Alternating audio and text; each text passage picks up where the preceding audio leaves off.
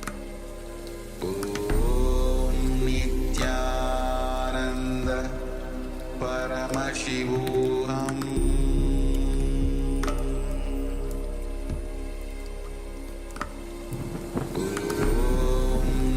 Nithyananda Paramashivoham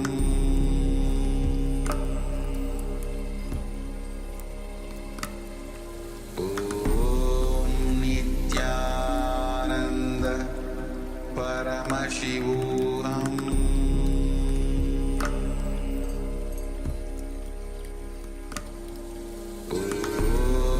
Nithyananda Paramashivoham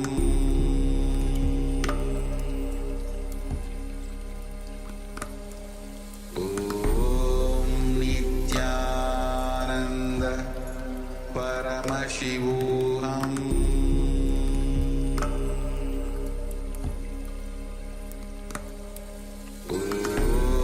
Nithyananda Paramashivoham Nithyananda Paramashivoham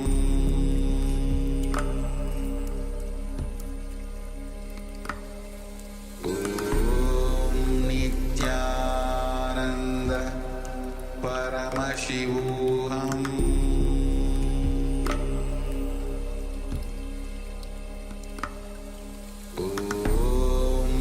Nithyananda Paramashivoham Nithyananda Paramashivoham Nithyananda Paramashivoham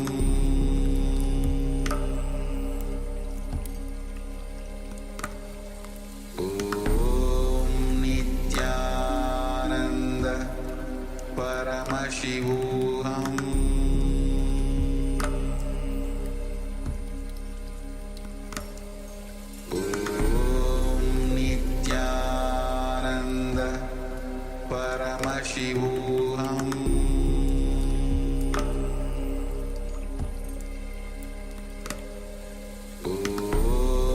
Nithyananda Paramashivoham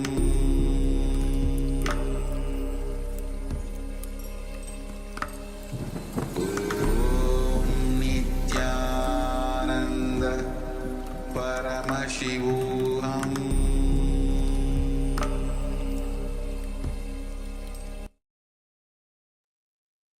Yes. Slowly relax from the manifestation. All the participants, we request all of you to start your cameras as well and keep your cameras on at all times. And share with us how the experience was just to sit in the space of manifestation and be in that space of oneness and giving the command to the object in your hand for the object to move and manifesting the power of consciousness, just pure will on matter. Just our pure will can move objects, and Swamiji has initiated all of us in this power. Yes, let's quickly have a sharing moment and let us know how the manifestation was for you. And this is not just for this exercise alone when you are sitting in these sessions and going through the manifestation. At every point, at every stage in your day, during the day, anything that you would like to have happen in your life, immediately enter into that space of oneness with Swamiji and give a command through your third eye. Visualize Swamiji in your third eye and have that oneness, chant the Mahavakya, and then give that command for manifesting whatever you want at that moment in your day. So just take a moment for sharing. Meanwhile, we'll enter into the next chakra for the day. We are looking through all the chakras, various energy centers, the major energy centers in our body, and how they affect each emotion, how it is each chakra is blocked by the emotions that we carry, the unconscious thought patterns and decisions that we carry, and how we can actually come out of them. And we've been looking at the meditations as well for each of the chakras to basically come out of all the blockages for each of the chakras. We were looking at the Swadhisthana chakra, where we went through the Nirbhaya Dhyana to overcome all the fears which are located, which are blocking that chakra. We'll be moving into the next chakra, which is the Manipuraka chakra. Let us now come back to the space of listening, sit straight, and let us listen in to the powerful cognitions from the Supreme Pontiff of Hinduism. Swamiji, let us come back to the space of listening.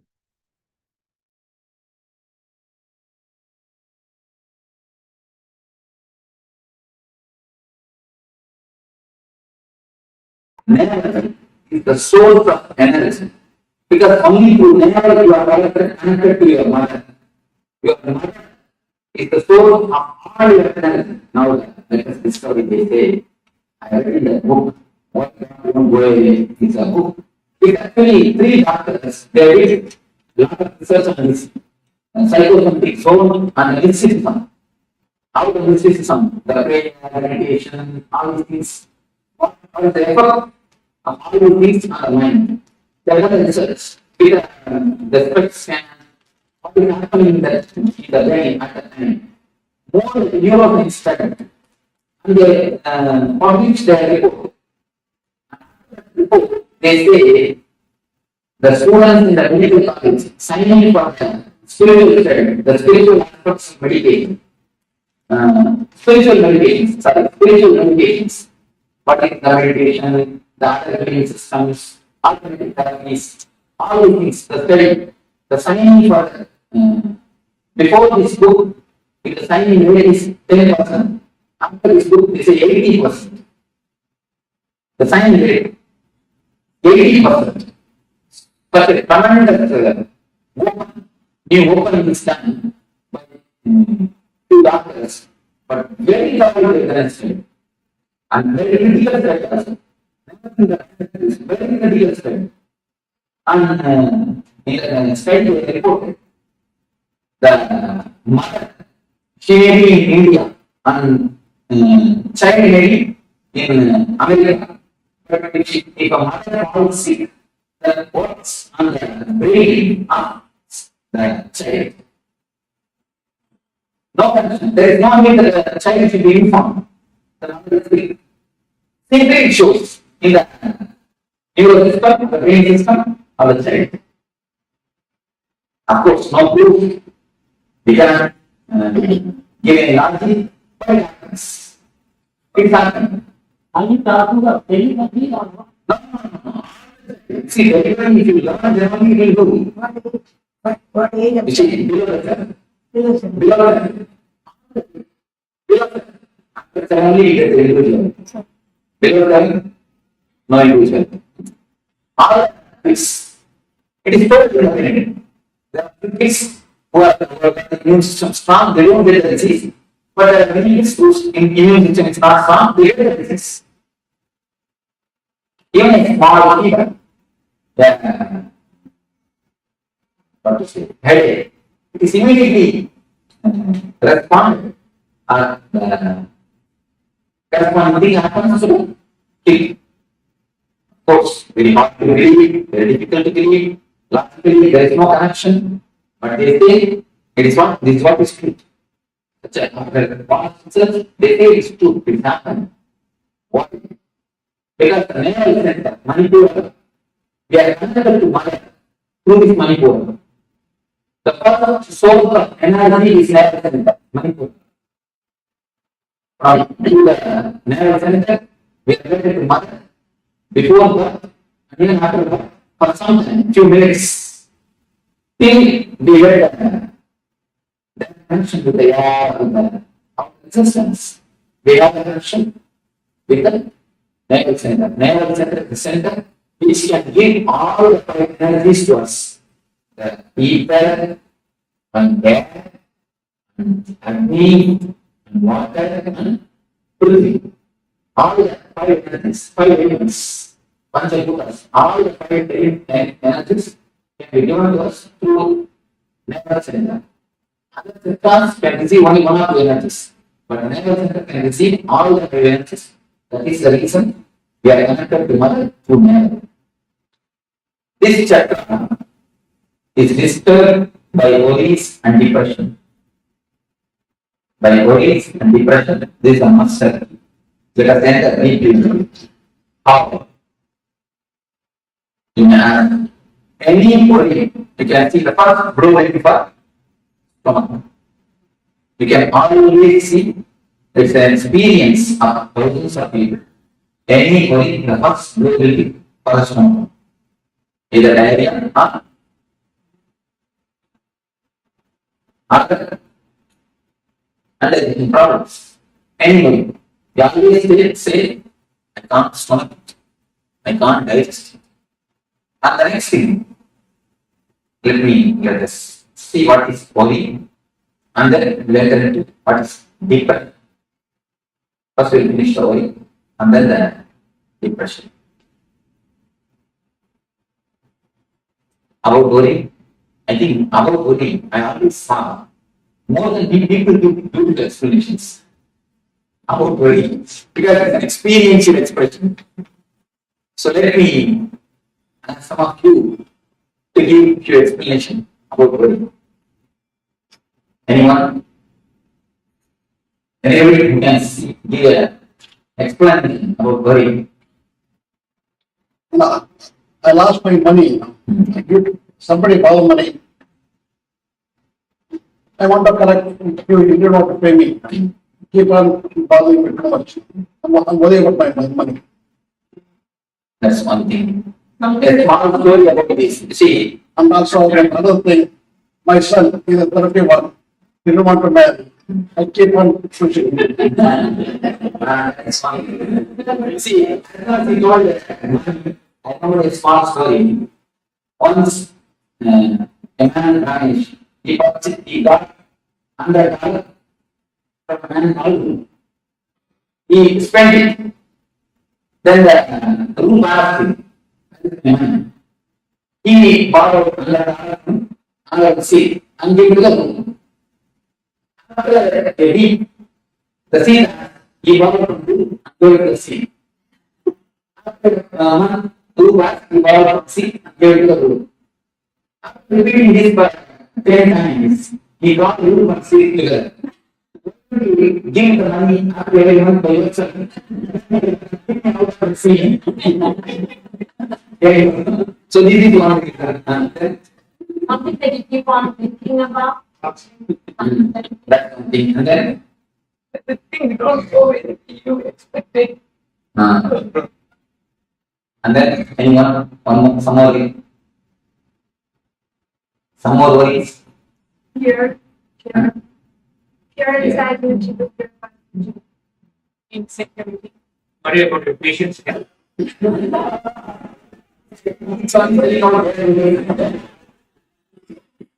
You see, whatever is said is only the reason for this. Now, what he said is the reason for it. What he said is the cause for it. What is the reason and cause? What is worry itself? Exactly giving the definition. Just give me a clear definition. State of disturbed mind. Okay. The fear of the future which is not there. Okay. So they differently what's happening. You are very blessed. See different way what is happening also. And nice way of putting it. Then, because 99% of the worry is never true. Whatever 1% happens to us always good. Always good. So, The way how you react, things and the attitude. we can react. Anxiety about something. Married, then you did. You are not married, then difficult. Don't try. I'm telling, don't try to answer worry. I'm not telling. Any other philosophical explanation? apprehension of unknown. Yes. So that's one question. Apprehension of unknown. And here is the good answer. The processing in a wrong way. What is happening outside? The disturbance of the emotion. We are unclear. Then thinking. Yes, but if you are trying now, don't worry. If you don't try it, now she has trying something. I will give you some answer. Now you are.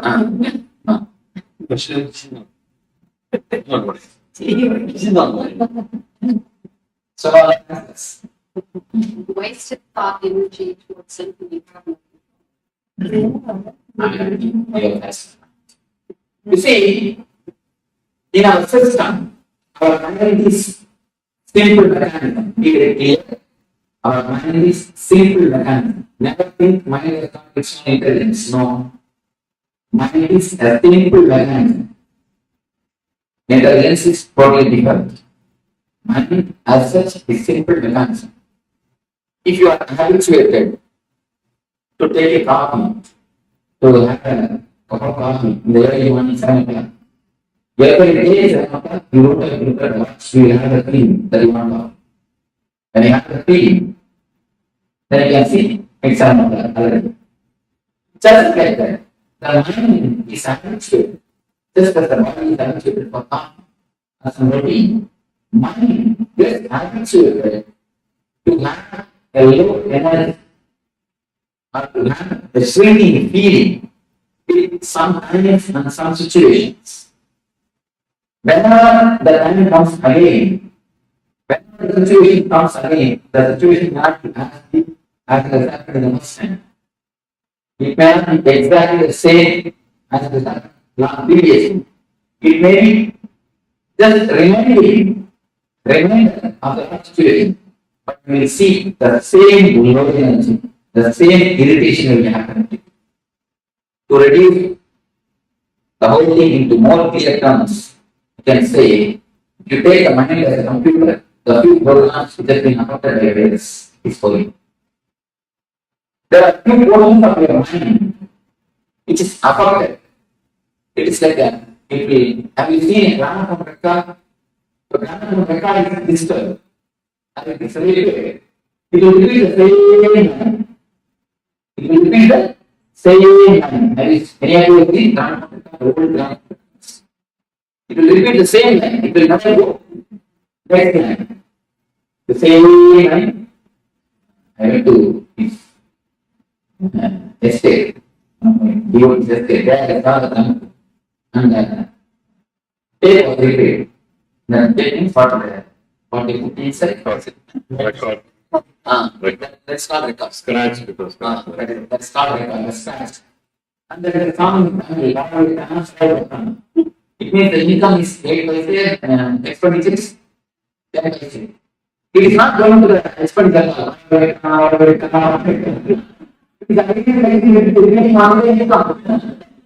doing for expenditure. So it is a good car for me. It might have done it on purpose. It is the same. Next line. So, so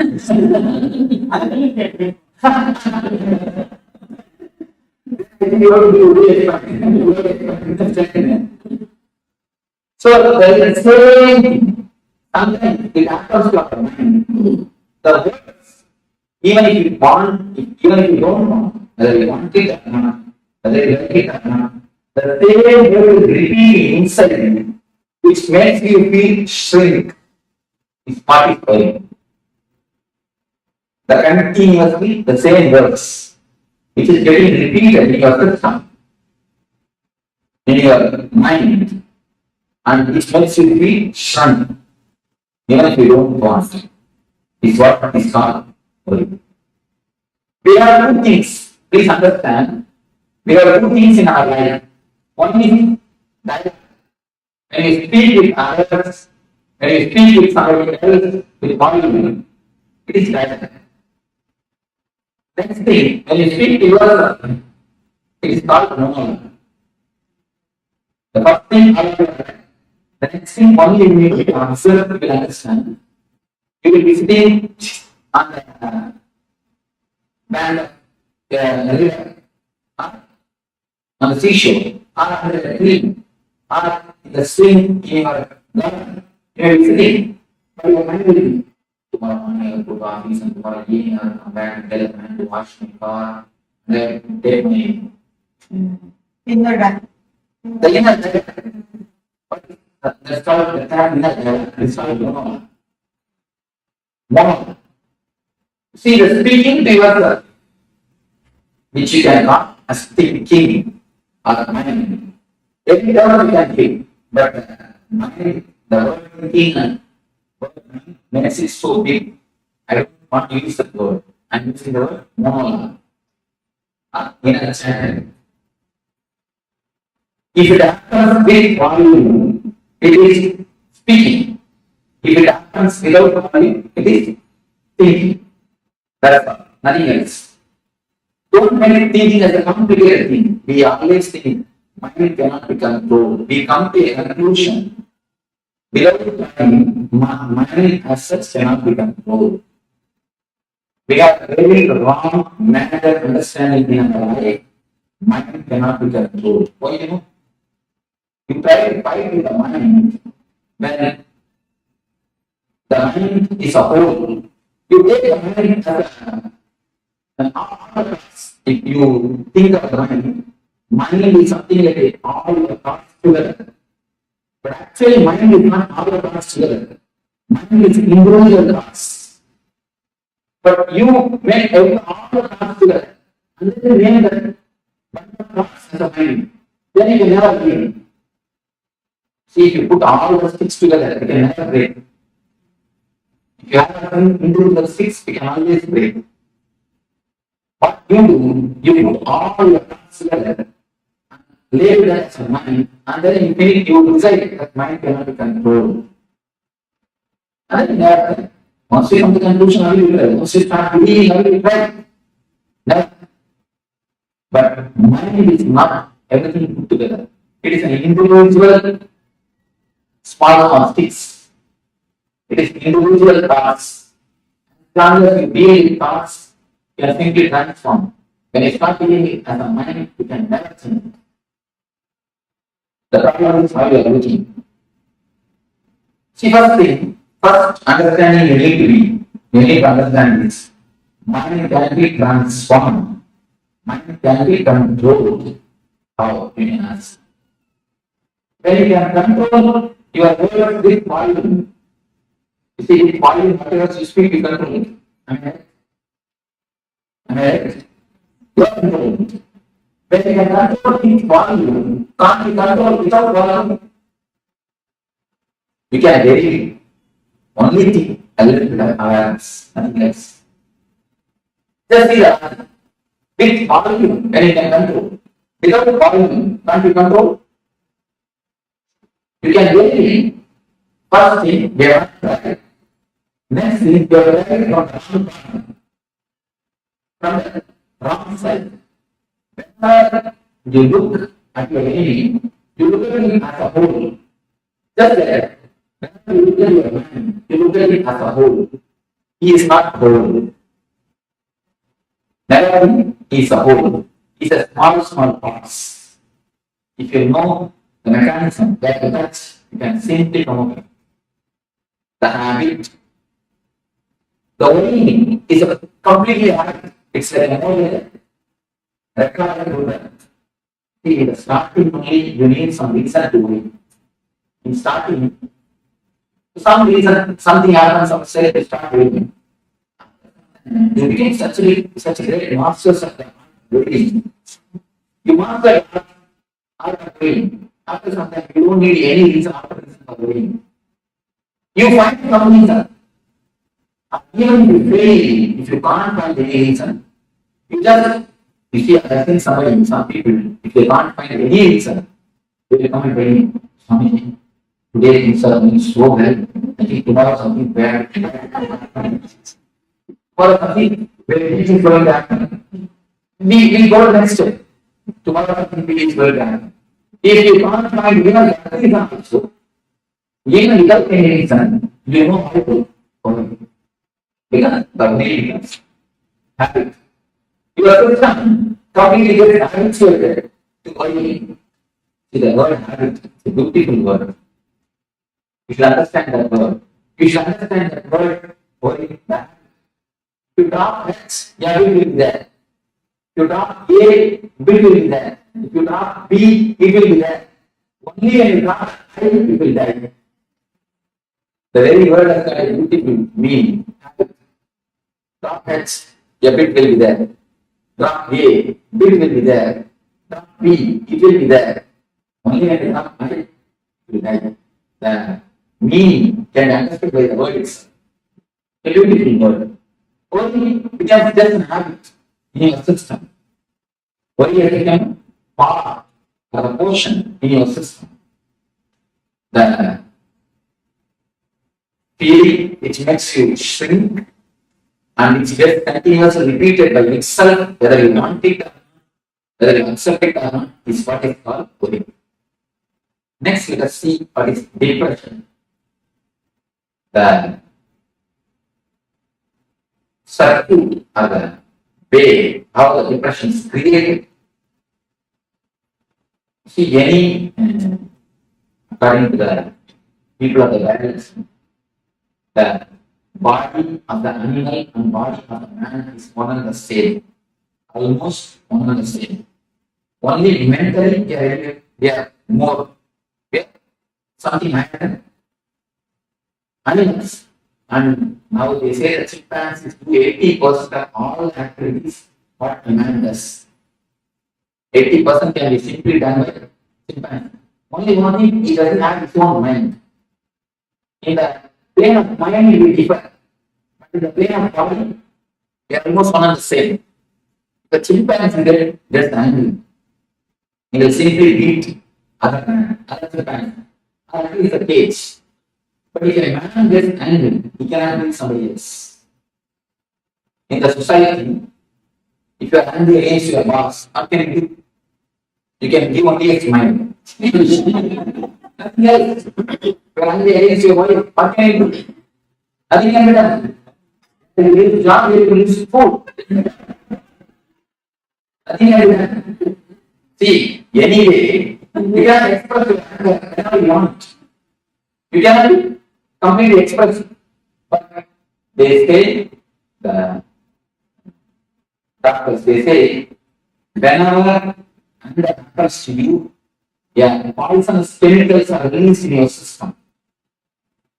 Poisonous chemicals which disturbs your immune system is released in your body, in your system.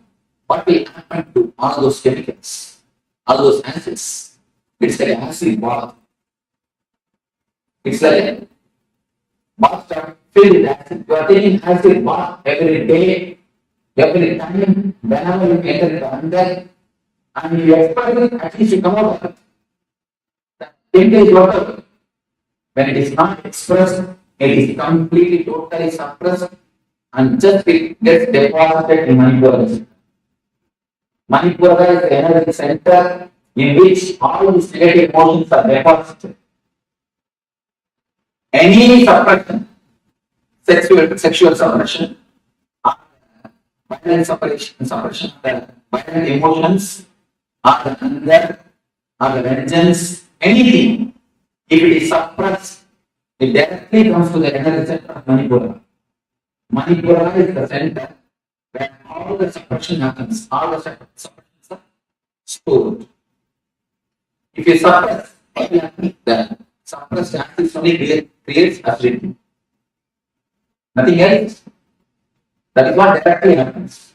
That is the reason the Manipura gets disturbed. The depression and the worry directly disturbs Manipura. Anything suppressed directly attacks Manipura. Manipura is the first chakra, first center, which is disturbed by its suppressions and the system of suppression. That is the reason children don't have any suppression. See, children's, if you see the kids, you can see a great beauty. You will not see any ugly child around the world. You can see the photographs of kids around the world. Indian kid, American kid, African kid, Sri Lankan kid, any country, you can just see the photographs. You will not see a single kid who is ugly. Have you seen a single kid who is ugly? You must have seen in so many TVs. Even Ethiopia, they are living in poverty. Even there, kids you see, they have their own grace. They may live in poverty, they may be lean and thin, but the grace of the face will not be lost. Because they are nothing, the money goes. They are not helped anything, they are not supposed anything. Have you seen a single kid who is ugly? Have you seen a single grown man who is beautiful? The problem is Manipura.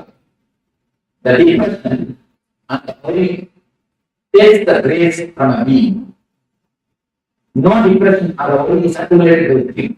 Even if they accumulate, they have a beautiful technique to throw it out. Have you seen after feeding the kid, if you put him to rest, he will just laughing. Have you seen? Something will be laughing. The blabbing is a beautiful technique to cleanse Manipura. Kids do that. Whatever meditation you are doing in all these days, all the kids they do. Because the system is system has got its own intelligence to do all the meditation. And the same way, any of you know yoga, the manner 12 asanas are there. All 12 will be practiced by the kids from the age 1 to age 7. Without knowing, without you teaching them, they will practice. They will practice. Because the system itself, the body itself has got its own intelligence. In the so-called process of growing, we have lost all these things. And you can see children spinning or reveling. Have you seen? You have a small kid, you can understand. For no reason, he will just revel. The spinning. But the spinning is a practice meditation is so busy. They say when you spin or revel, the energy is centered. The energy is centered. The centering of the energy happens. In Sufism, the reveling is a meditation technique. But when the child is beating and making sick, at least Indians, I went to the side of the beach. I saw small kids. They are just entering the water and playing. The parents are also very relaxed and they just let the children go. And I can't see the scene in Belarus. In India, first thing they won't let. And even if they let out so many rules and regulations, they will put the child will hate playing itself. Will drop the idea of play. Of course, singing. Whatever the kid does, we don't encourage, we don't allow it. The so-called process of growing, we use everything. Blocking is a beautiful technique. You may ask how. How can it be a technique? See, whatever you say as the mind, it's nothing but the languages which you know. You can tell me what are the languages you know. English and Tamil, that's all. And even 2-3 words in other languages. No. 2-3 words in Telugu. Huh? No, I don't understand. Huh? I can understand. I see, if you know even a few words, I have the list. Okay.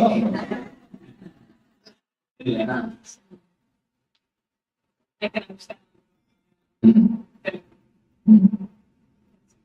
Kailasa. Betul. Ini. Any other language? That's all. You see, if suddenly something happens and if I read all these 5 languages, can you say you have something else called mind? No. Your acting out happens only with the seed of language. The verbalization may not by language. You see the man who doesn't know any language, and he accepts. You can see he has got his own language. But as far as you concern, only these 4 5 language. You are not developing your own language. Only if a man is born from birth, if he doesn't know any language, then only then he develops his own language. For you, I am telling you for you, if you forget these 4 5 languages, can you say your mind exists? No. I will tell me what your mind exists. I can just tell it to myself. I cannot.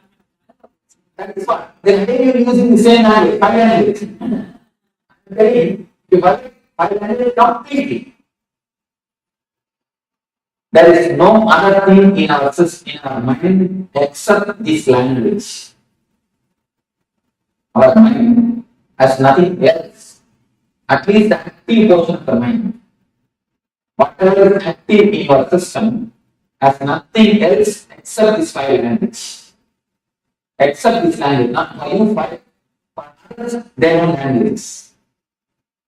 You cannot think anything except these few languages. Without language, it is like a big lake covered by snow. The lake is the energy. The snow is the thought process, the chanting. If you can break the chanting, if you can break the thought process, and water which is inside, or the pure water which is inside, can come out and energize your field. You are inside, and the energy is that side. In between, the ice layer is there, snow layer. The ice layer stops the energy reaching you. The ice layer is what is the mind or the thought process. If you can break the thought process, if you can break the mind process, you can see the energy rushing towards you. The Manipura also. Manipura is the energy. The suppressions, the depressions, the suppressed emotions form a layer in your system. In the Manipura chakra. By some process, if you can break the thinking system, if you can break the thought process, the energy just rushes out and washes away all the depressions and suppressions from your system. If you feel that anything else can exist without words, you can tell me. Anybody else? Do you understand what I mean? Difficult because the whole mind is reduced to just languages. It's something new. Because it's new, we are, what to say, almost a basic class. Because mind means you are thinking as a big thing. Mind is something very big thing for us. But simply the basic is removed. Now I say mind is nothing but a few languages which you know. So we are really the last. The big profit is taken from us. But last thing I tell you. People think before they had any language. You see, that you cannot imagine. Now if you imagine, again you are using only the language. Then you try to imagine, they have their own language. Again, when an animal has become man, in the past, the language development was there. The sounds, the special sounds are associated with the fear. If a man feels that a fire is happening near him, he used to create that sound. How do you understand something frightening thing is happening there? So they will run. With the sound, the language was developed. They had their own language. With the sound, they think. They start thinking with that sound. Do you understand what I say? A tribal language, you may call it. I guess we have always assumed language is a way of expressing. But now you're saying that it's simply the mind. Because anything in your mind, you cannot have without language, without word, without verbalizing. The verbalizing process, the process, which is the uppermost layer of your energy system. You are above the verbalizing process, and your energy is below the verbalizing process. That is the reason the connection between you and the energy never happens.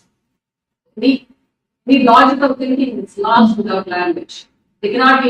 Yes. There cannot be any logical. There cannot be any logical thinking. You see, when you use your logical mind itself, you are not using your whole energy. Please be aware.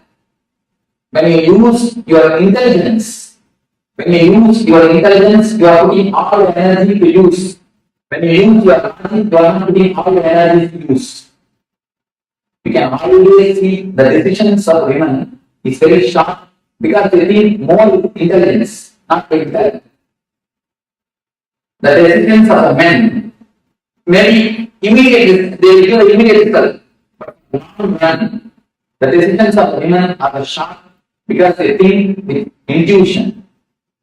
Any decision with intuition has intelligence. Any decision with logic has no intuition. I always knew that the decision taken by logic gives immediate result, but not by long run.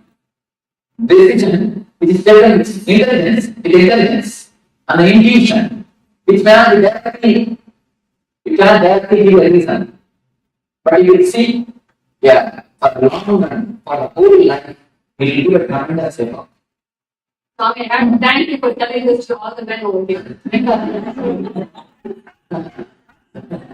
Give me some examples. If you can question me, I am very ready for argument. Give me some examples.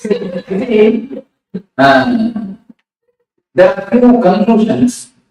Then I will give you back an example because of whom I have seen, in what the place I have seen, all those whole examples I cannot even give. But with this conclusion, understand your life and see.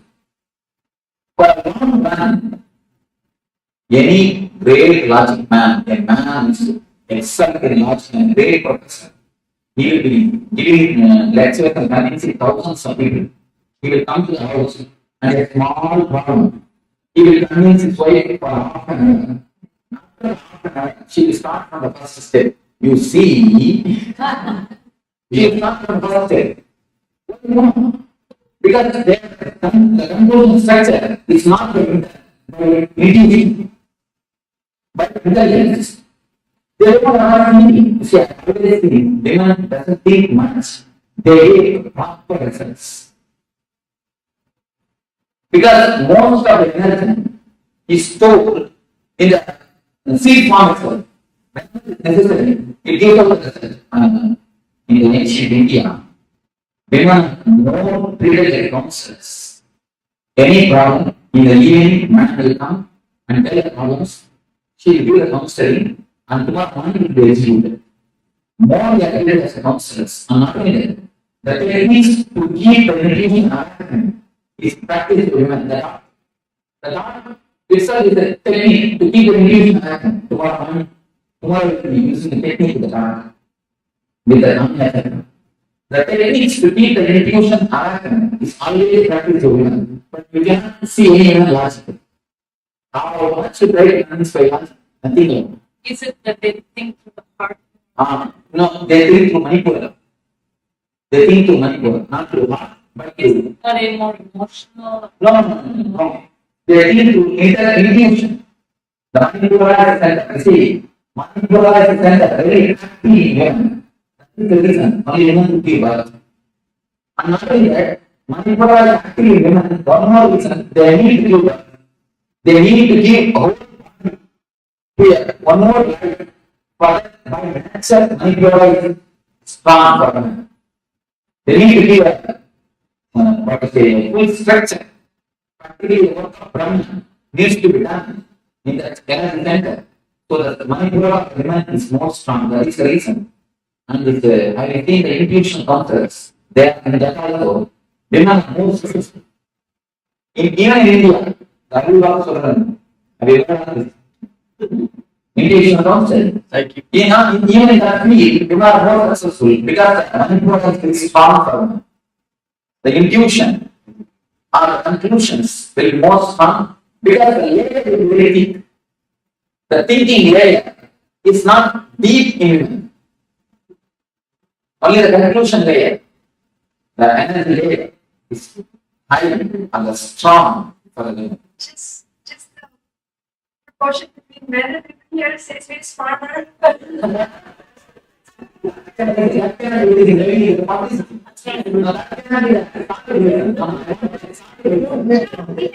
Intuition that we're going to be enriched in their power by in your course.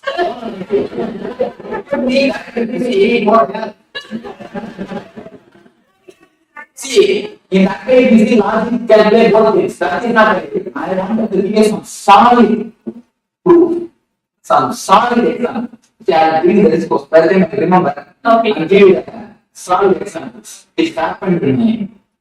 And here, if you give one example, that will not be. Yeah.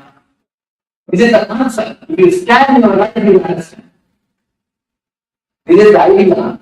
You just go through your thing, you will understand. Whenever anyone desires, it's for long run. It's always for long run.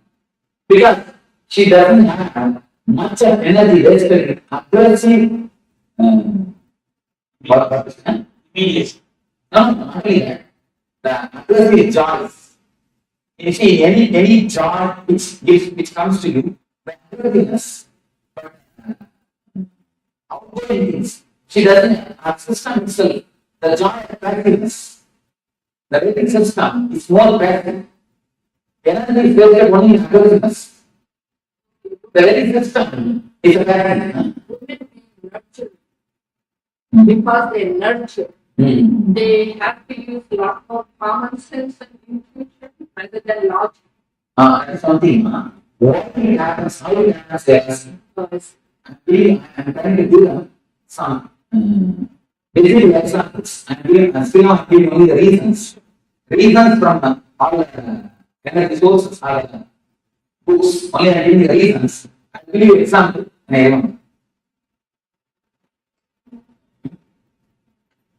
Manipura, you see, is basic understanding. The Manipura is the master of intuition, the master of energy, master of energy source.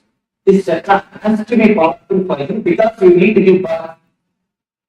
You need to supply tremendous energy to the other life. That is the basic logic. Manipura of women is so strong.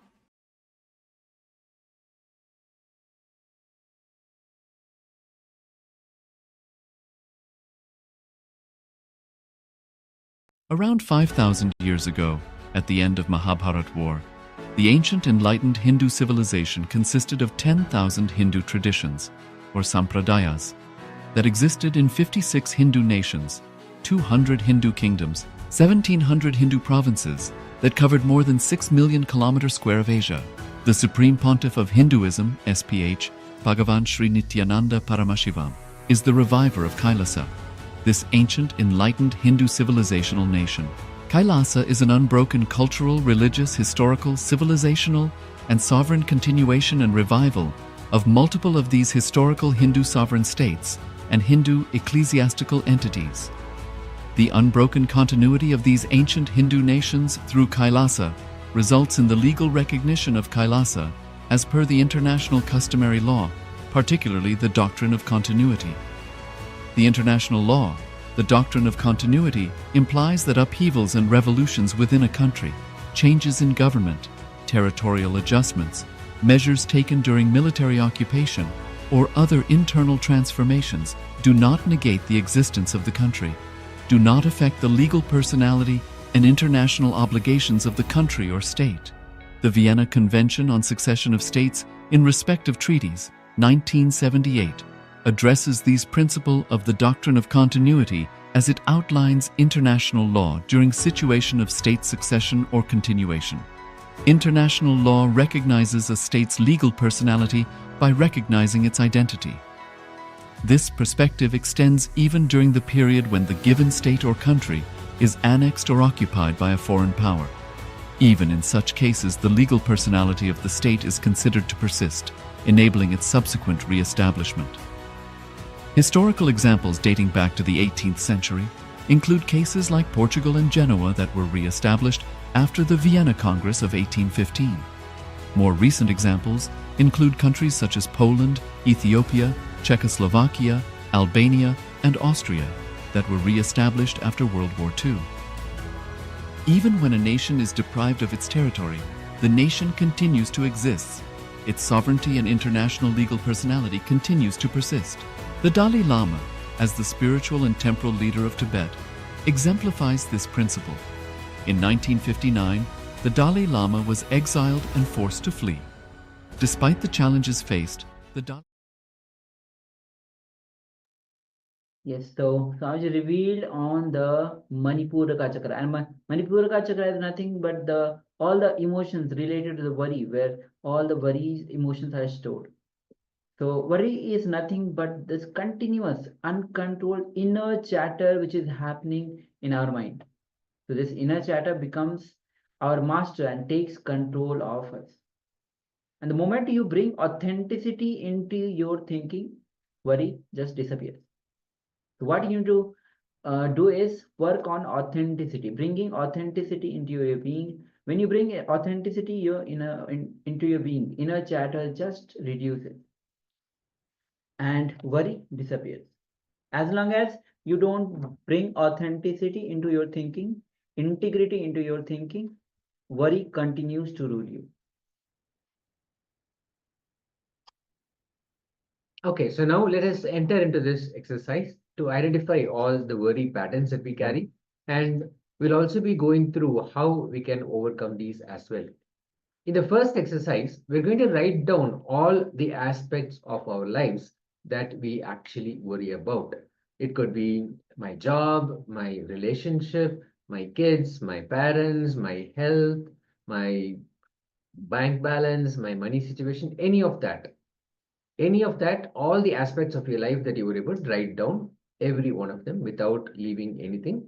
And for each of these aspects, write down the thoughts you have. What are the exact thoughts you have? What are the exact words that you utter? And the actions you take.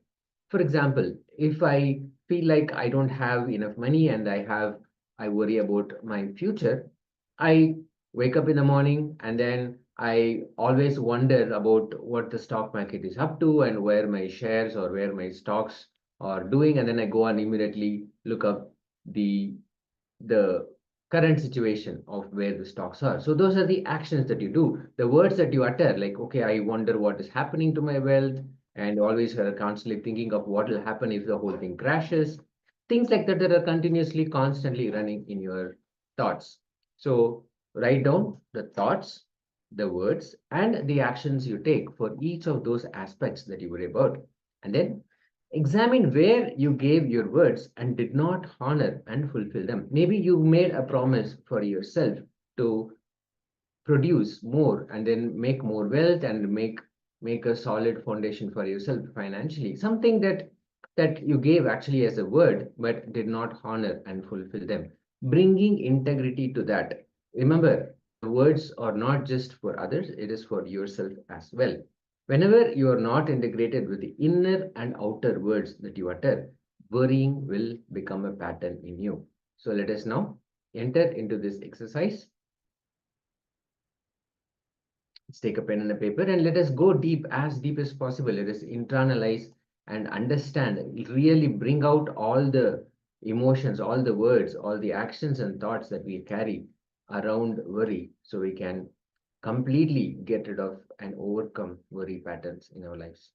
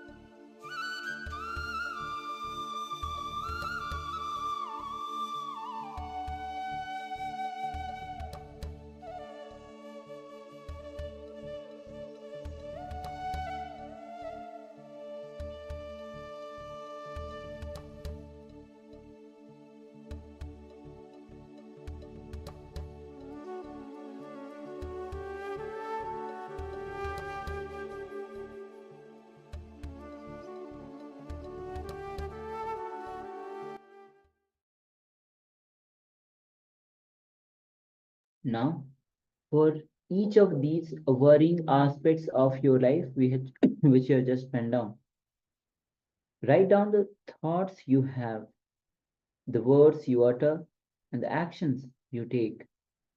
Identify where you are not being integrated. Let's enter into this step of this exercise.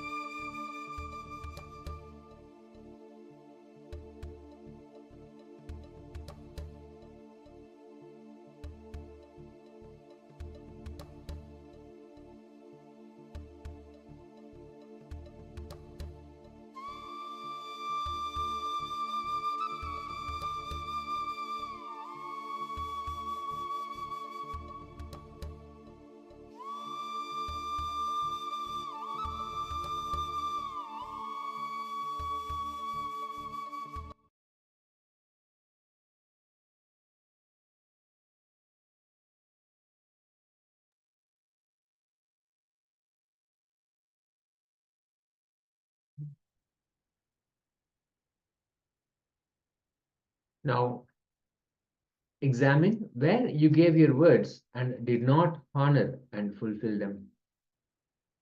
Whenever we are not integrated with the inner and outer words that we utter, worrying becomes a pattern in us. So let us now go to the third step in this exercise of finding out where we gave our words and did not honor and fulfill them.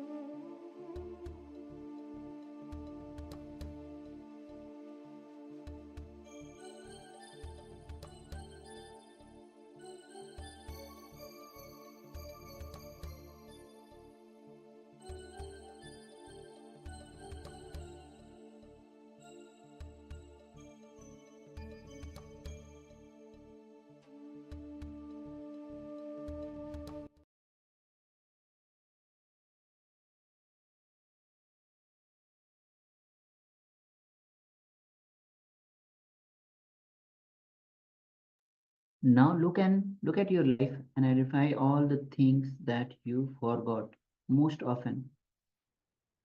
For example, you regularly forget to take your medicine. You forget where you kept your car keys.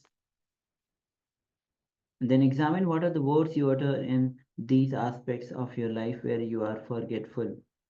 Identify and write down where you are not in integrity with your words.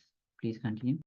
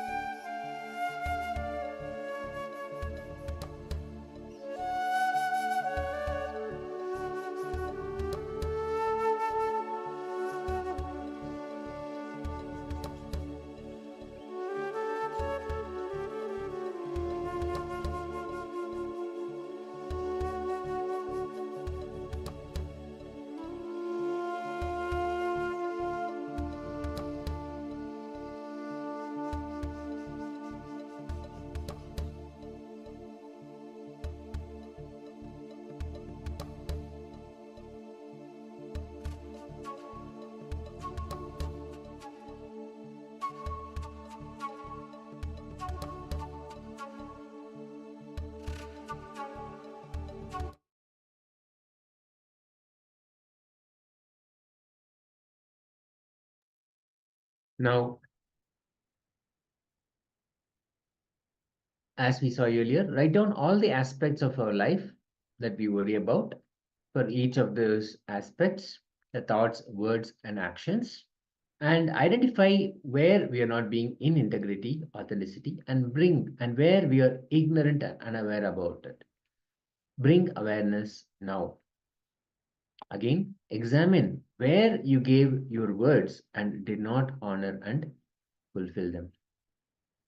So, once again, bring total awareness where we are out of integrity, where we gave words but did not honor and fulfill them.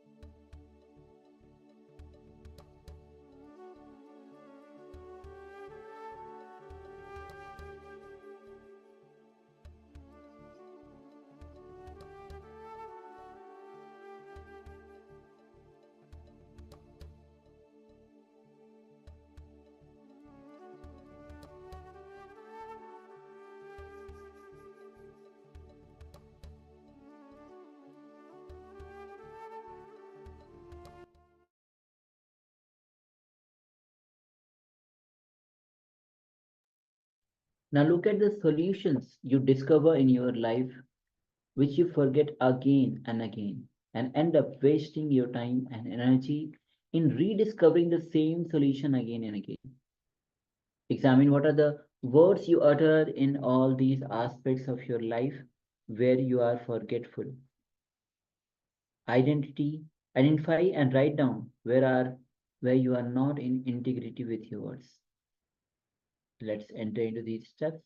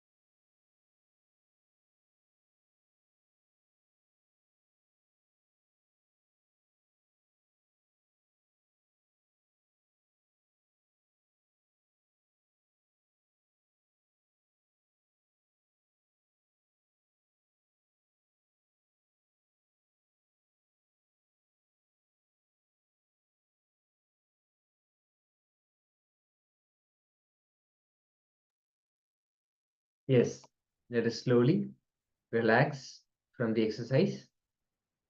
It's a powerful exercise for us to internalize the powerful truths that we imbibed from Swamiji in the last session about Manipuraka Chakra. Now, with that, let us enter into a power manifestation session. We'll be going through the power of consciousness over matter. And in this round, we'll be moving the coconut out of the hand. So last 2 rounds, we felt the energy, we felt the vibration. This round, we'll be actually moving the coconut out of the hand. So once again, let's take a coconut and place it on your palm. Make sure that your palms are flat. Place the coconut on your palm. The end point, the pointy end of the coconut should be opposite to you. And just place the coconut on your palm. And through the power of consciousness over matter, you'll be rolling the coconut out of your hand. See, understand, when you move the coconut, when actually it moves, you'll know that it is moving. So, and just sit with eyes closed, or actually you can, no need to close eyes. You can sit with your head and spine in a straight line and just connect with Swamiji. It is through the connection with Swamiji that lets you manifest all the powers. So just remember Swamiji in your space, invoke his presence.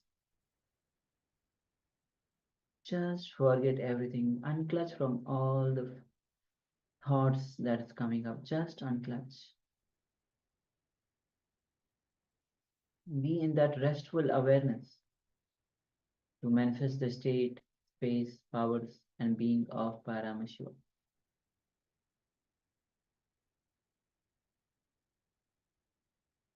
And with a strong declaration to manifest this power, to move the coconut out of your hand, let's chant the Mahavakya. Om Nithyananda Paramashivoham. Om Nithyananda Paramashivoham. Om Nithyananda Paramashivoham. Keep chanting the Mahavakya, and let's enter into this round of power manifestation, moving the coconut out of your hand. Let's begin. Paramashivoham.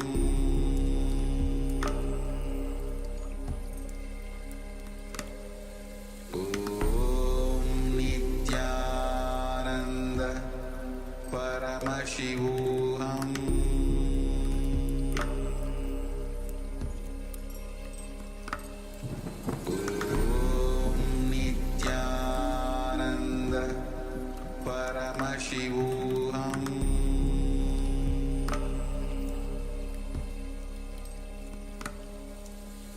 Om Nithyananda Paramashivoham. Om Nithyananda Paramashivoham.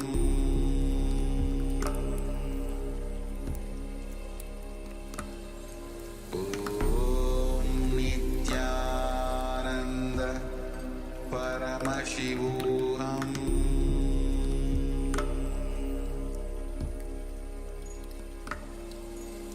Om Nithyananda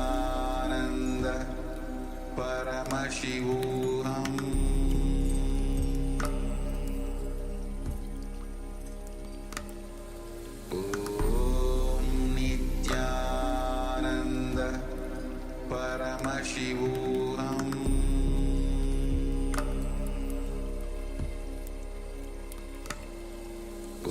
Om Nithyananda Paramashivoham.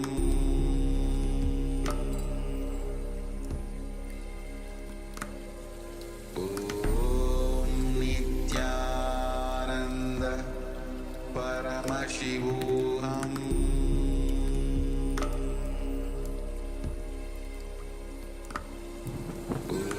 Om Nithyananda Paramashivoham.